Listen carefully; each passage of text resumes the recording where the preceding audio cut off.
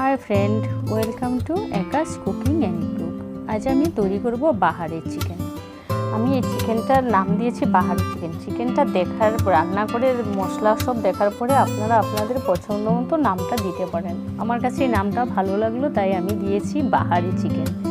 চিকেনটা রান্না করার জন্য আমি যা যা মশলা ব্যবহার করব সেগুলো আপনাদের সাথে শেয়ার করছি। আমি এখানে নিয়েছি একটা মিক্সার জার। এবার এই মিক্সার জারে আমি দিয়ে দিয়েছি 2 টেবিল চামচ ধনেপাতা কুচি। ধনেপাতা কুচি দেওয়ার পর দিয়ে দিচ্ছি 1 টুকরো দারচিনি, আর দিয়ে দিচ্ছি এলাচ, লবঙ্গ আর জয়ত্রী।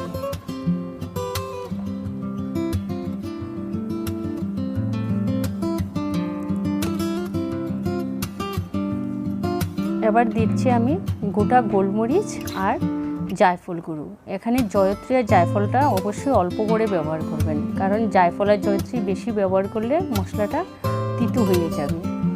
আর দিয়েছি আমি সামান্য গোটা জিরাটা আমি হাফ চামচের মতো নিয়েছি। এবার এই মশলাটাকে আমি একসাথে পেস্ট করে নেব। এখানে নিয়েছি আমি 800 গ্রাম চিকেনটাকে আমি পরিষ্কার করে ধুয়ে নিয়েছি। ধুয়ে নেওয়ার পর এবার এর মধ্যে একে একে আমি আরও কিছু মশলা দেব। এখানে নিয়েছি আমি আদা বাটা, নিয়েছি লঙ্কা বাটা। আদা বাটা দিয়েছি আমি 1 চা চামচ, লঙ্কা বাটা দিয়েছি আমি 1 চা চামচ। ঝালটা আপনারা আপনাদের পছন্দ অনুযায়ী ব্যবহার করবেন, কারণ আমি ওখানে গোলমরিচ ব্যবহার করেছি, তার জন্য এখানে ঝালটা কম দিলাম। আর দিয়েছি কাশ্মীরি লঙ্কার গুঁড়ো 1 চা চামচ। কাশ্মীরি লঙ্কার গুঁড়োতে কোনো ঝাল হয় না, শুধু কালারের জন্য। দিয়েছি 1 চা চামচ নুন, আর দিচ্ছি আমি 1.5 চা চামচ দিয়েছি আমি হলুদের গুঁড়ো। এবার এই মশলাগুলো দিয়ে কি করব, আমি চিকেনটাকে ভালো করে মেরিনেট করে নেব। এই যে সমস্ত চিকেনটাকেই আমি মেরিনেট করে নেব। চিকেনটা আমার মেরিনেট হয়ে গেছে। এবার চিকেনটাকে আমি 5 মিনিটের মতো ঢেকে রেখে দেব। ফিরে এলাম 5 মিনিট পর। এবার আমি কড়াতে তেল দিয়েছি, আর তেল দিয়ে আমি এখানে কি করেছি, আলুগুলো ভেজে নিয়েছি। যেহেতু আমি চিকেনে আলু ব্যবহার করব, আপনারা চাইলে নাও ব্যবহার করতে পারেন, কিন্তু আমার ফ্যামিলিতে সবাই আলুটা ভালোবাসে চিকেনের মধ্যে, তাই আমি আলুটা আগেই ভেজে নিয়েছি। এখানে নিয়েছি আমি 2 বড় পেঁয়াজ কুচি। পেঁয়াজটাকে আমি কিছুক্ষণ ভেজে নেব। এবার পেঁয়াজটার মধ্যে আমি দিয়ে দিয়েছি 1 টেবিল চামচ রসুন বাটা। আমি মাংসতে সবসময় একটু রসুন বাটাটা একটু বেশি করে দিই। আমি এখানে 1 টেবিল চামচ দিয়েছি রসুন বাটা। এবার দিয়ে দিচ্ছি আমি সামান্য নুন, হাফ চামচের মতো নুনটা দিয়েছি, কারণ আমি চিকেনেও নুন দিয়েছি। এবার দিয়ে দিচ্ছি একটা বড় টমেটো কুচি। এবার পেঁয়াজ আর টমেটো কুচিগুলোকে আমি ভালো করে ভেজে নেব, যাতে একটু নরম হয়ে যায়। আমি 3 মিনিটের মতো ঢেকে দিলাম।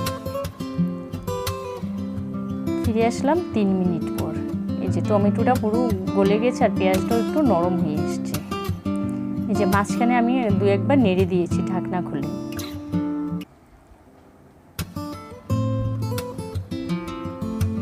এবার ওর মধ্যে দিয়ে দিয়েছি আমি মেরিনেট করা চিকেনটাকে।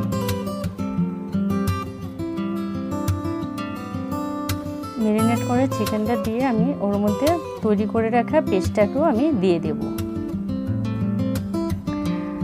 দিয়ে দিচ্ছি আমি তৈরি করে রাখা মশলার পেস্টটা। আপনাদের কাছে যদি আদা বাটা আর লঙ্কা বাটা আগে না থাকে, তাহলে এই মশলাটার মধ্যে আপনারা কাঁচা লঙ্কা আর আদা বাটাটা দিয়ে দিতে পারেন।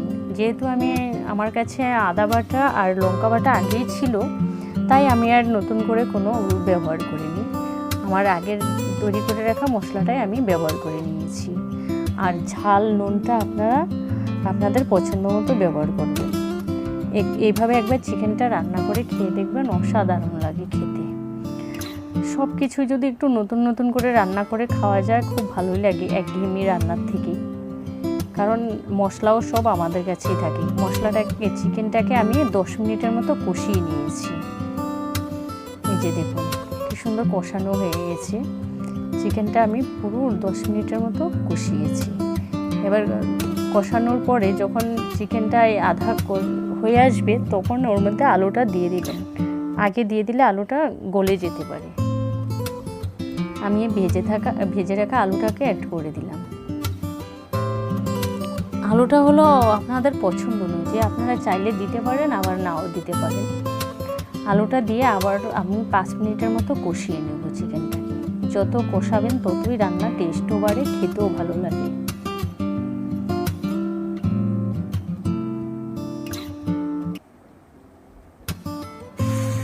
ফিরে এলাম 5 মিনিট পর। এই যে আমি 5 মিনিট এভাবে কষিয়ে নিয়েছি। চিকেনটা আমার সুন্দর কষানো হয়ে গেছে।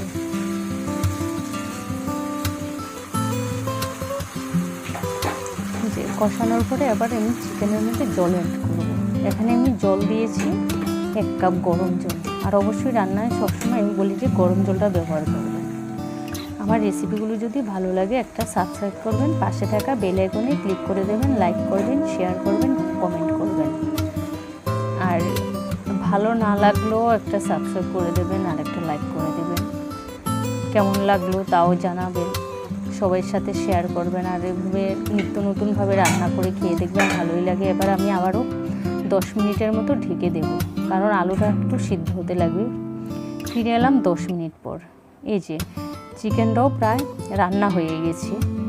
এবার আমি আবারও একটু নেড়ে দিচ্ছি।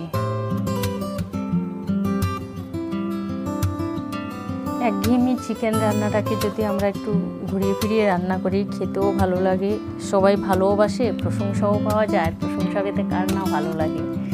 এবার আমি দিয়ে দিয়েছি 1 টেবিল চামচ গরম মশলা গুঁড়ো। এখানে একটু গরম মশলাটা আপনারা আপনাদের পছন্দ মতো ব্যবহার করবেন। আমার মাংসতে একটু গরম মশলাটা ভালো লাগে। আমি এখানে বলেছি 1 টেবিল চামচ, এটা 1 টেবিল চামচ না, এখানে দিয়েছি আমি 1 চা চামচ গরম মশলা। আমার রান্নাটাও প্রায় হয়ে গেছে। এবার আমি আবারও ঢেকে দিলাম, কারণ গরম মশলার যে ফ্লেভারটা ওইটা থেকে যাবে। আর যদি ঢেকে না দিই ফ্লেভারটা উবে যাবে, তাই না? তাই গরম মশলা দিয়ে আমি চিকেনটাকে ঢেকে দিলাম। ফিরে এলাম আবার ঢেকে দেওয়ার পর। মাংসটা তো আমার পুরোপুরি তৈরি, খুব সুন্দর একটা কালারও আসছে। আবারও বলছি, ভালো লাগলে লাইক করবেন, শেয়ার করবেন, কমেন্ট করবেন, কেমন হলো জানাবেন, আর একটা সাবস্ক্রাইব করে দেবেন। দেখতেও খুব সুন্দর হয়েছে, আর খেতেও অসাধারণ লাগে এই চিকেনটা। সবার সাথে শেয়ার করবেন। ভালো থাকবেন, সুস্থ থাকবেন, পরিষ্কার পরিচ্ছন্ন থাকবেন। সরকারের নির্দেশগুলো আমরাও আশা করি সবাই মেনে চলব। টাটা, আবারও দেখা হবে নতুন রেসিপির সাথে।